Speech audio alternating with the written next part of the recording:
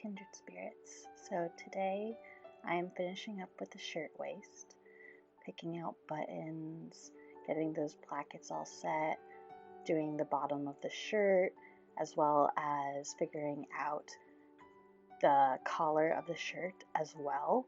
I haven't actually designed that, so I'm going to go through that process, which took some time but was a lot of fun, and I'm really happy with the result as well. So if you want to come along on this last leg of the journey, I'd be so happy to have you with me.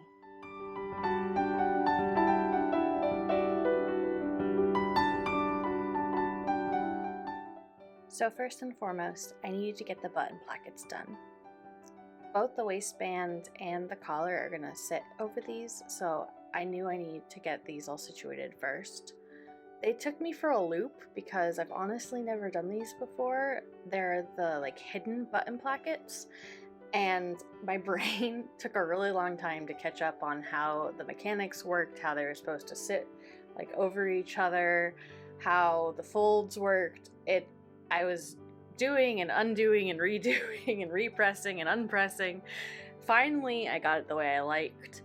I will say the one thing that I didn't do that next time I will definitely do is I foolishly decided not to do the buttonholes until the very end, and I kind of wish I had done them before putting on the waistband and before putting on the collar, because trying to hold open the hidden button placket to sew the buttonholes with my machine wasn't a fun process. It was kind of wonky, so definitely next time I would do them. I would sew the hidden placket first and then sew the buttonholes and then do the collar and the waistband. But the more you learn. I hadn't done them before, so it's okay. So now I'm working on getting the collar done. So I actually hadn't properly thought out how the pattern was gonna be for the collar. I knew I really liked that ribbly collar that the picture of the shirtwaist had, so I wanted to do that, but I wasn't really sure how I wanted to sit or where the closures were. So I started with doing a mock-up on my mannequin, and I decided, by looking at the picture, I kind of think that they had a side opening collar, so I went with that. It's something I've seen on a lot of other shirts, and it worked really well with the front opening plus the side opening, so I was really happy with how it came out. But it took some mental ingenuity to figure out how to make a collar that is both stiff but also gives the illusion of being ripply, and yeah, it just took me a while to figure out how I wanted to sit, and I'm really happy with the outcome though. It's really good. And now I have that pattern and I can reuse it over and over again, which is the great thing about patterning things yourself, is once you have something you really like, you can take it to the next project and you don't have to reinvent the wheel, which is wonderful. This is a little tidbit of how I like to make patterns. Once I take it off the form, I have something I really like and I know I want to make that as my final. I take it to paper, I trace out what I have. So right now I'm tracing out the inner piece of the collar. So that is going to be what I put the ripples on and mount them to, because how this one formed, how I decided to make it, was an inner piece that is a normal collar shape and then an outer piece that's the ripples, and I kind of gathered it onto that inner piece. Once I have it all traced out onto paper, I can cut it out. I can give myself instructions about how much seam allowance, if there's any markings that I need to have, so that I know where to match things up, where I'm gathering, so on and so forth. But at some point I will go into a deeper process of how I do this on another video. I want to show all of everything I do to go from idea to form to paper and then to final product. So the tools I'm using here are some pencil, a nice big heavy-duty eraser, doesn't leave as many marks, I'm using washers to hold down the paper, and I'm using a curved ruler. I really like it because it has both a flat edge and a curved edge, and especially when I'm working on pieces like this that have both going on, I don't need multiple tools. I have it right there for both. With both pieces of my collar prepped, I'm going to put them together, doing the same overlapping that I did on the shirring with the green underneath and the blue on top. I'm gathering both edges and securing them to the green so that the green is the backing and kind of the lining of the collar. I also did a middle gather just to make sure that everything rippled the way I wanted it to, and then I'm going to attach it onto the collar with the opening on the side, and it kind of overlaps so it makes kind of a hidden closure as well. With this collar, I kept going a little too long, so I actually ended up not filming me attaching it to the rest of the shirt, but I also attached it wrong. I was meaning to sandwich the edge of the shirt between the collar pieces, and I didn't do that. And it just made me think, I want to put it out there, I am a bit of a completionist, and I always tend to want to get a whole piece done or like finish in a good spot, but I often end up causing myself to go too far, to push too hard on myself and use too much energy. And I don't know if anybody else struggles with this, but it's okay to just put it down and walk away for a bit. That mistake could have not been done if I had just put it down, and because I was just zooming through and kind of out of it and zoning out, I made that mistake, and I really wish that I had just taken more time and not been rushing to complete a piece that I could have left till tomorrow. So my waistband is 4 inches wide. Most of it, the length is not particularly measured out. I just made sure that I had more than the full circumference of the waistband. However, I did measure out the back of the shirt and measured out how much gathering I wanted to do, and then measured out the waistband to be the same amount once I've gathered the back of the shirt in. So the last shirt I didn't secure the gathers. I just used the waistband of my skirt to kind of secure the gathers, but this one I wanted to be more cemented, especially because there is less gathers to this one, so it would have been more obvious if it wasn't sitting right. So I really wanted to make sure the back sits right because it's the thing I can see the least.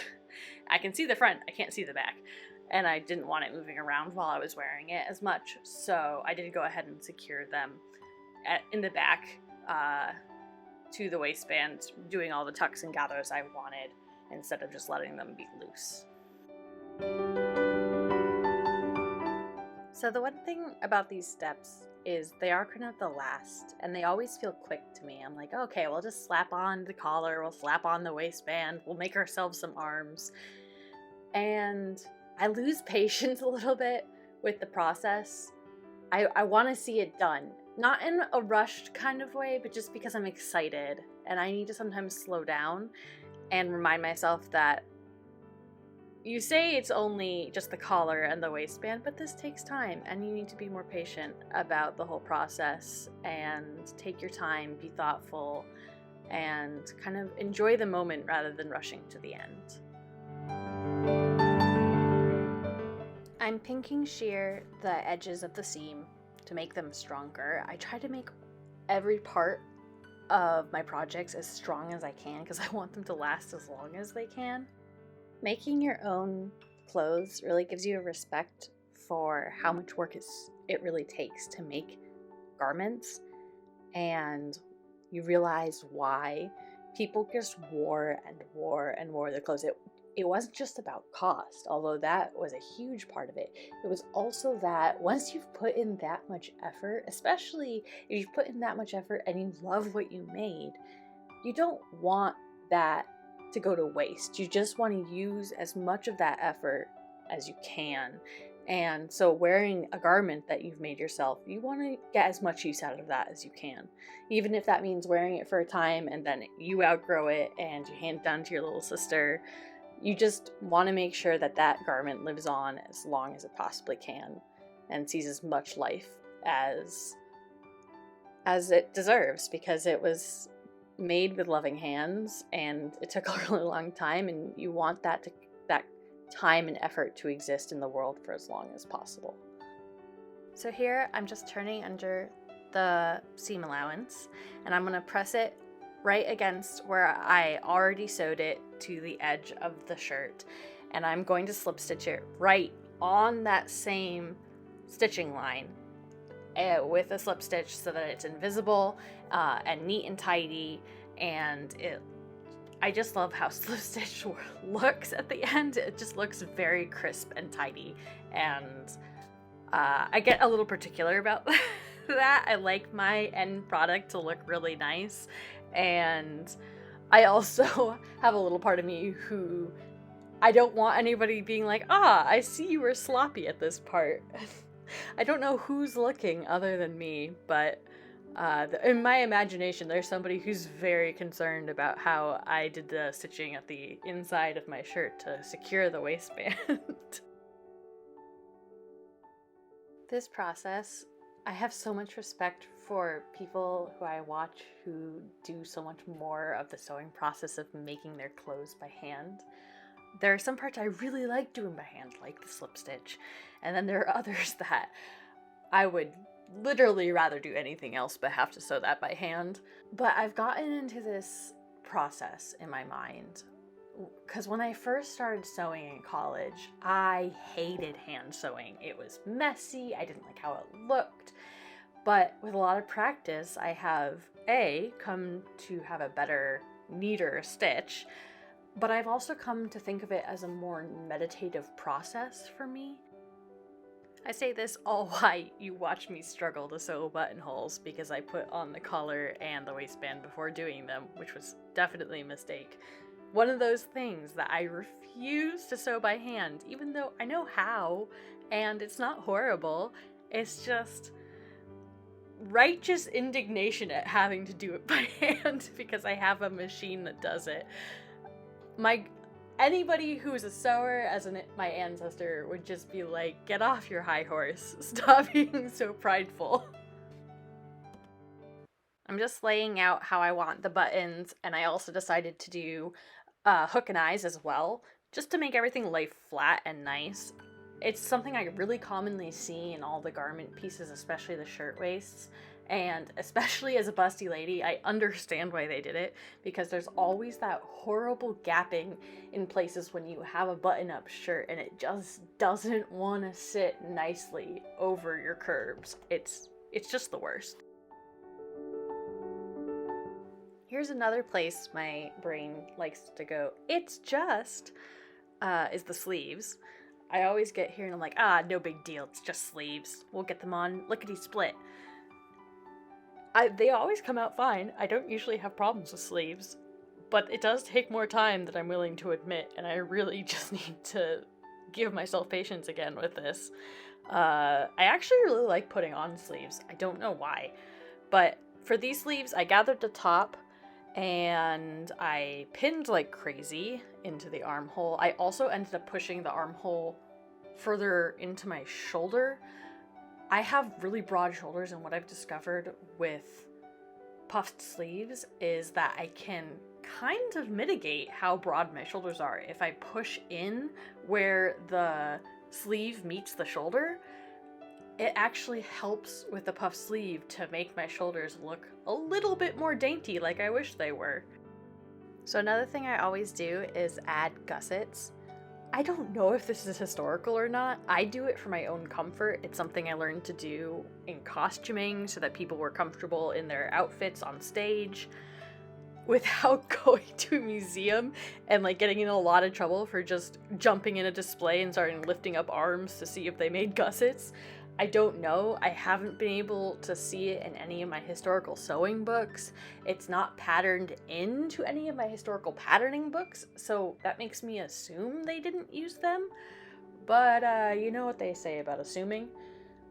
I find it really much easier to get a good fit so that when I raise my arm, I have full motion, as well as I don't wrinkle everything up when I'm moving about. I love gussets. I will sing their praises the livelong day. They are wonderful. I don't see very many people using them or talking about them sometimes, but I love them.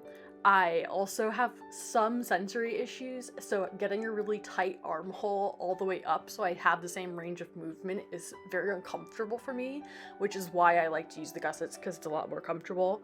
Also, if you are using armpit protectors or like stain protectors for around the armholes, it's a lot easier to get them in there if you have the gusset, because it kind of creates a shelf where they can sit and hide, which is really nice.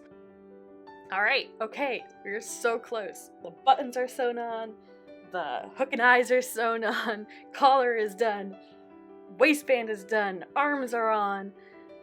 This is the part where I want to be like, cool, we're done. One more step, and this step will save that shirt from going out of commission a lot quicker. I cut pieces to go around the armhole. I snip into the seam allowance all the way around the armhole to let it ease out, and then I bind up the armhole so that it is fully enclosed. There is no seam allowance, raw edge out. It is fully secured, and I can put a lot more of a beading on this shirt and it will not care.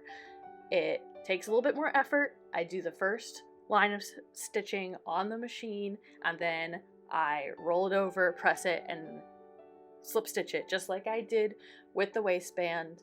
I just do the same process into that armhole, and it makes such a difference. First of all, if you hate raw edges tickling you, especially if you just have a corset cover over and you're wearing this against your skin to some extent, so much more comfortable. There's no tickling. And if it's an itchy fabric, you save yourself from getting itchy as well. But it will save the strength of the shirt, and it will last longer if you're not rubbing on those raw edges, and it has some protection. Again, this is something I've seen in a lot of my historical sewing books. I've seen a lot of examples that I have been able to see in pictures of them doing this, and I totally get why they do it. It makes so much sense. Doesn't make a lot of sense if you're making something for theater, but because these are my normal everyday clothes and I'm not going to be altering these to go on somebody else, at least not in the near future, I know that I can do some of these protection measures without having to worry about having to make it easy to edit any of these pieces afterwards.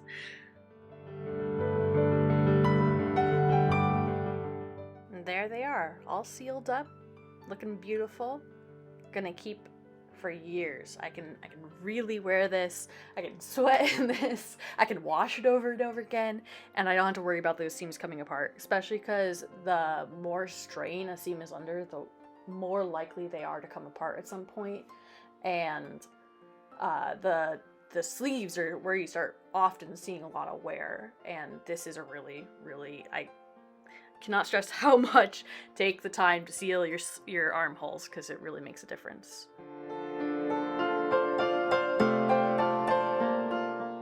And there it is. She's more or less done. She still needs her trimmings, which we will go on an adventure to go find, but she is a shirt. And a beautiful one at that. I'm very, very happy with how she came out.